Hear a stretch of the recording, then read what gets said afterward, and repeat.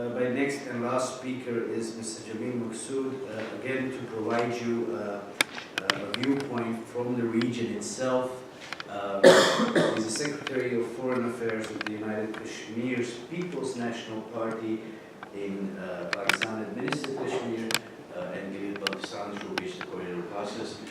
You have the floor, Mr. Maqsood. Thank you. Thank you, Mr. Chairman, for this opportunity to speak and to highlight what is not said.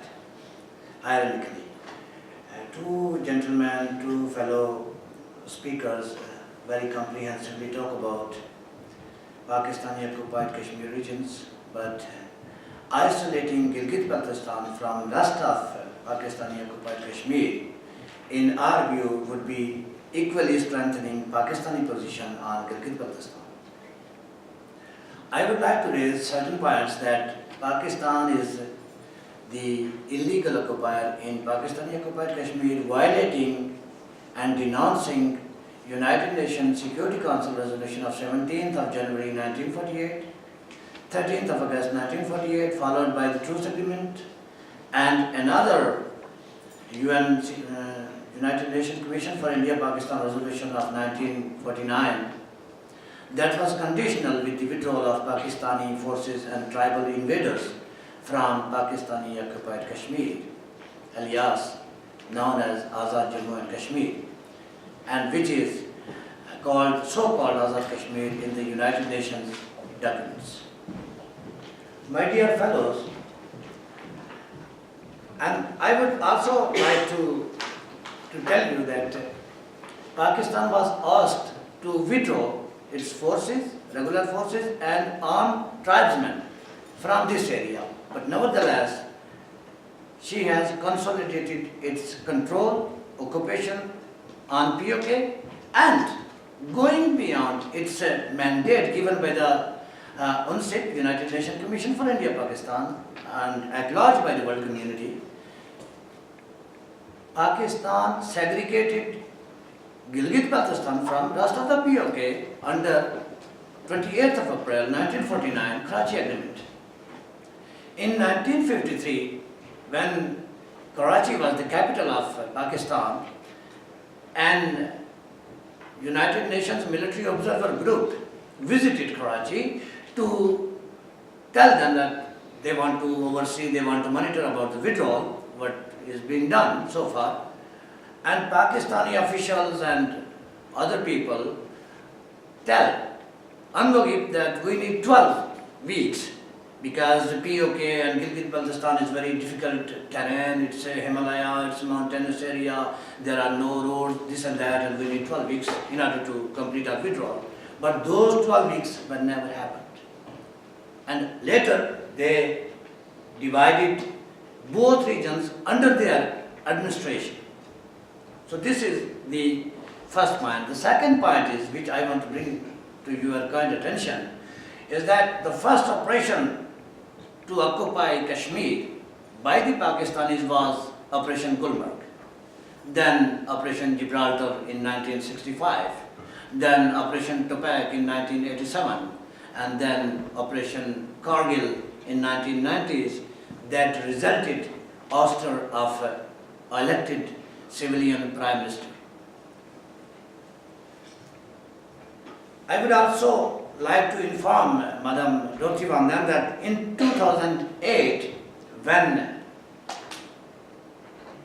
Pakistan People's Party government was installed, Chinese Communist Party signed a memorandum of understanding with the Pakistani military.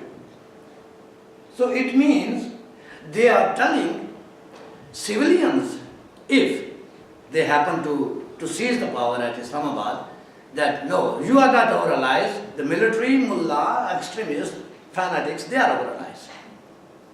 So China has a policy to strengthen undemocratic forces in Pakistan because of Chinese huge involvement into the state of affairs and its relationship with the deep state, with the security agencies. The democratization of that society is absolutely vanished. So the world community should focus and should take pragmatic steps so that the people from Balochistan, from Gilgit, from POK and from rest of the region could live in a environment of peace, development and stability. And because there is only 2 minutes for me, so I would conclude that the CPEC, which is widely discussed here today, it enters from Kashmir, from POK, Pakistani occupied Kashmir.